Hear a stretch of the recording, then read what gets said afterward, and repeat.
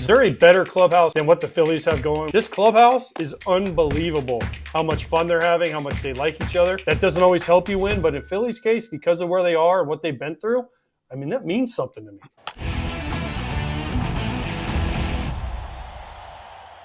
Let's talk a little bit about that London series. Obviously, another series that was circled on some people's calendars, maybe not as much as Yankees and Dodgers, but Phillies took game one with the Bryce Harper home run. I love to see it. I love the soccer celebration. So, AJ, you were there. You had the best seat in the house. What was your takeaway from that series? And do you think it's important to keep doing this internationally? 100%. The people over there, I met a million, I mean, not a million, but I met a lot of Londonites. I don't know what you call them. Londoners? English people, Londoners that were really into baseball. When they found out I was there for the MLB game, they were like, oh, this is so cool. And it was packed, 60,000 people in that stadium. They were into it. They were there early. And listen, the Bryce Harper thing, what he did was unbelievable. And we said it on the air. We were talking about it. Is there a guy in a big situation that lives for that moment in Major League Baseball more right now than Bryce Harper? Big situations, games on the line, big moments. I think I'm probably going to want Bryce Harper up at the plate because he lives for him and he always seems to deliver in them. And then the soccer celebration was just incredible. Ranger Suarez came back, pitched well. The game we did, it was really fun, and they need to do more of these, which is what MLB is trying to do. So, Todd, if AJ wants Bryce Harper at the dish, do you want Ranger Suarez on the mound, or are you taking Nola or Wheeler? Oh, man. I think I'm a little biased here because I got to be the third baseman when Wheeler was pitching, so I'm going with Zach Wheeler all day. He's just calm, cool, and collective. He just out there just doing his thing. He's stoic. He's not going to get too excited. You're not going to see him fist pump or scream and yell. But I know inside everything's going a mile a minute. He just does his job, though, man. He was so fun to play with. And now to watch him prosper and be that guy, you know, he was behind DeGrom for a couple years, but he was like number 1A and 1B right there, both those guys. So for him to see him do it, I would take Wheeler all day, every day as the number one. And congrats Suarez, though, getting the win in the game that he pitched. Obviously, it's his 10th win of the season already. I mean, this guy could easily be the Cy Young Award winner. And obviously, when he got hit on the comebacker, everybody, you know, their heart stopped. But he looks great. He looks great, but he looks under control. I mean, I get what Todd said. Zach Wheeler's been doing it for a long time. He's got that elite velo, and he just looks like he's always under control. But Ranger just looks like he's almost playing a kid's game. And maybe I sit there and watch him field a ground ball, and he fields it, checks the logo on the ball, slings it over to first. He just looks like he's having so much fun.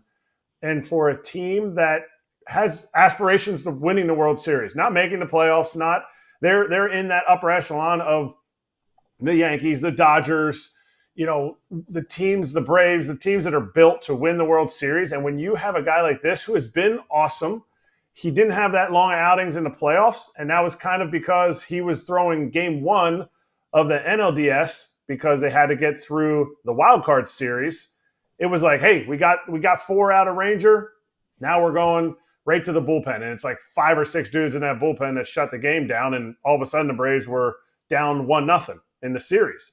And now Ranger's getting to show what he can do and what he has done. He had some inconsistencies last year when the season started because he kind of started the season a little hurt and banged up. And then he came back. And now it's incredible. The role he's been on is wild. And he does it with low exit velocity, not tons of punch outs.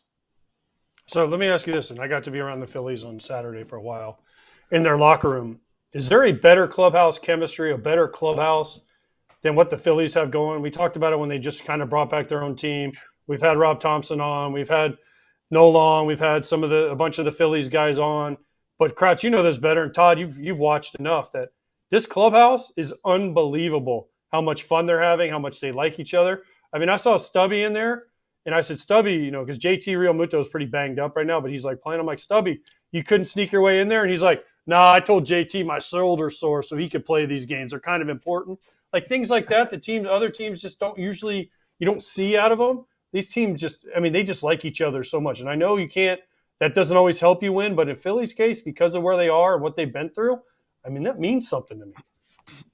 And when you're going to a ballpark excited to see the boys every day. I mean, excuse me, it's phenomenal feeling because some days you go to ballpark, you're like, man, I wish I had another off day, or I got to see this guy again clowning around. But when the boys want to see each other like that, camaraderie, the goals to win and have fun no matter who's playing, that's only good things coming for Philly. FT is headed to the MLB All-Star Game this year, and there's only one way you should be finding tickets for any ball game. SeatGeek is the official ticket marketplace of Major League Baseball, so they have you covered for all of your baseball ticket needs. I'm super pumped to hit the Futures game this year. That new skills competition looks electric. I agree, Kratz. It's like the Olympics for baseball. Cannot wait to see that. With over 28 million downloads, SeatGeek is the #1 rated ticketing app. Baseball season's in full swing, and you don't want to miss out. SeatGeek has your tickets to every game and, of course, concerts, festivals, and more. Every ticket's backed by their buyer guarantee, and SeatGeek is the only site that lets you return your tickets ahead of the event with swaps. And Kratz, FT came through for the people. Use our code FOUL for $20 off tickets at SeatGeek. That's $20 off your first purchase with promo code FOUL. Make sure you click the link in the description to download the app, please. AJ, what's the best team you've been on in terms of that camaraderie that you're talking about? Because it does speak volumes and it makes such a huge difference. The two teams that obviously come to mind are the early 2000 Twins that I was on, that we all played in the minor leagues together. So we all knew each other, knew each other's families: Ortiz, Torrey Hunter, Jock Jones, Minkiewicz. We all came up through the minor leagues. And then the 05 White Sox. I mean, we had fights and we had disagreements, but at the end of the day, man, it was a joy to go to the park every day. What about you, Kratz? I mean, those Royals teams were unbelievable. The Brewers teams I played with, the thing that's common is you did well. So what comes first, the chicken or the egg, winning or the camaraderie? I don't think you get the winning without the camaraderie. I think the tougher question would be, what's a team that you won on that you were like, oh my goodness, like that was such a grind of a year? I'd have a tough time finding one, a team that you were winning and you didn't really like the guys in the clubhouse. Let me ask you this then. Trade deadline coming up, right? A month and a half away. Do you bring in a guy that you know is going to make your team better that doesn't fit the character of the group? Who are the Phillies going to bring in? That's my question. I'm not just talking about the Phillies. I'm just talking about in general. Let's say you're right there. Luis Robert. Do they bring in Luis Robert? They need a right-handed hitting outfielder, and Luis Robert will be available. Is he good enough to know? I don't know. Is he going to fit into the clubhouse? Is Tommy Pham good enough that I don't know? Is he going to fit in the clubhouse? Like, to me, like you'd have to be a pretty big time like bad rep if you think somebody's not going to fit into a tight clubhouse, because that person's going to be there for 2 months and they're going to fit into what you're already doing.